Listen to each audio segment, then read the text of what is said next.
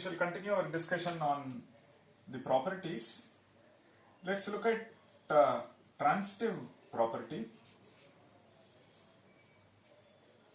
If you look at, say, n square, we know that n square is order of n power 4 and n power 4 is order of 2 power n.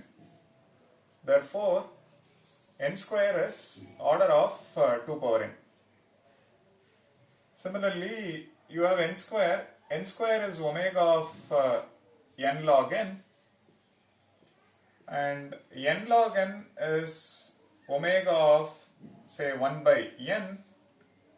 Therefore, n square is omega of 1 by n. 1 is constant, it is something smaller than that.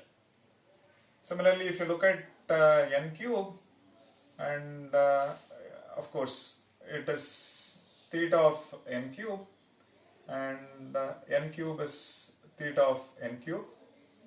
Again, if you make a slight change from the definition, I can say n cube plus 5n is theta of n cube plus, say, n square, and n cube plus n square is theta of, say, n cube plus 6. This implies that n cube plus 5n is theta of n cube plus 6.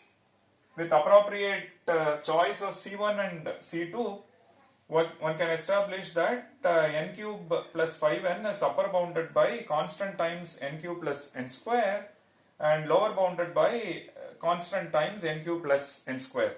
Again, a slight deviation from the definition, because we may not write things like this as part of our notation. We give importance to the leading term.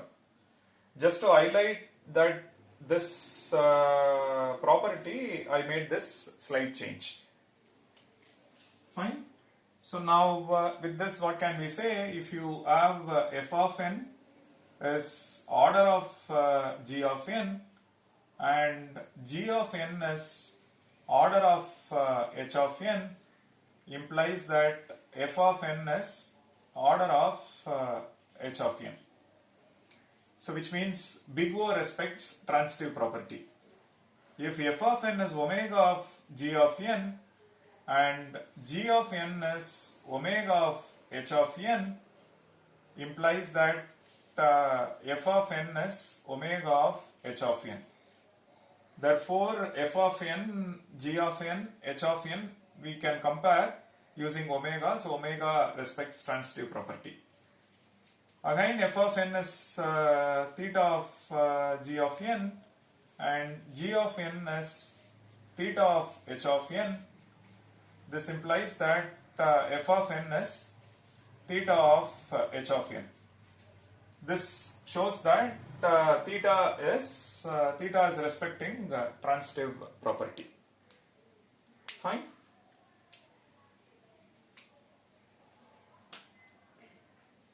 Let's look at this. N square is order of n, and n is omega of n square is omega of n, and n is order of n square. And again, n cube plus n is omega of n square, and n square is order of n cube plus n. Again, I am deviating from the standard definition just to highlight this property. So this property is called transpose symmetry.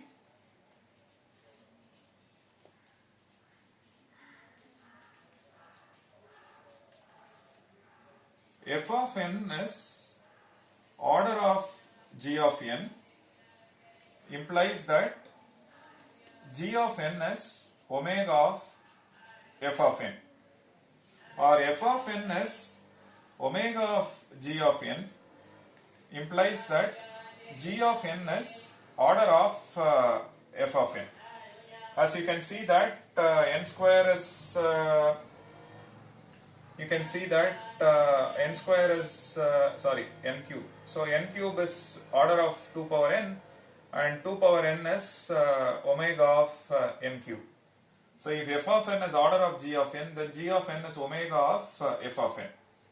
Or if f of n is omega of g of n, one can say g of n is order of f of n. Fine.